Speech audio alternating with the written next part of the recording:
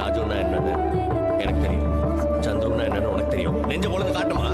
கரூர் சம்பவத்தால் விஜயிடம் அஜித் சொன்ன வார்த்தை. தமிழ் சினிமா வரலாற்றில் எம்ஜிஆர், சிவாஜிக்கு அடுத்து ரஜினி, கமல் எப்படி பல சாதனைகளை படைத்து முடிசூடா மன்னர்களாக வலம் வந்தார்களோ அதே போல தங்களுக்கு அடுத்து 30 ஆண்டுகளுக்கும் மேலாக திரையுலகை தங்கள் கையில் வைத்திருப்பவர்கள் விஜய் மற்றும் அஜித் மட்டுமே. இவர்கள் இருவரும் ஆரம்பத்தில் இருந்தே இரட்டையர்களாகவே சினிமாவில் வலம் வர தொடங்கினார்கள். திரைத்துறையில் தான் இவர்கள் போட்டியை தவிர மற்றபடி நல்ல நட்புடன் இருந்து வருகிறார்கள். அஜித் கார் பந்தயத்தில் வென்றதற்கு பத்மபூஷன் விருது வாங்கியதற்கும் விஜய் தனது வாழ்த்தை தெரிவித்திருந்தார். அதே போல விஜய் கட்சி ஆரம்பித்ததற்கு தனது வாழ்த்துக்களை அஜித் தெரிவித்தார். தற்பொழுது கரூரில் நடந்த சம்பவத்தால் மொத்த இந்தியாவுமே அதிர்ந்து போயுள்ளது. இதனை கேள்விப்பட்ட அஜித்தும் அதிர்ச்சிக்குள்ளாகியுள்ளார். இவர் கார் போட்டியில் முழு கவனமாக இருந்து வந்ததால் இந்த செய்தி தாமதமாகவே அவரிடம் சென்றுள்ளது. இதனால் மிகுந்த வருத்தமாகவும் இருந்திருக்கிறார். தற்பொழுது வெளிநாட்டில் கார் போட்டியிலும் வெற்றி பெற்று இருக்கிறார். இதனை கூட அவரது சமூக வலைதள பக்கமான அஜித் குமார் ரேசிங் பக்கத்தில் பதிவிடவில்லை. கரூர் சம்பவம் குறித்து விஜய் வெளியிட்டிருந்த அறிக்கையில்,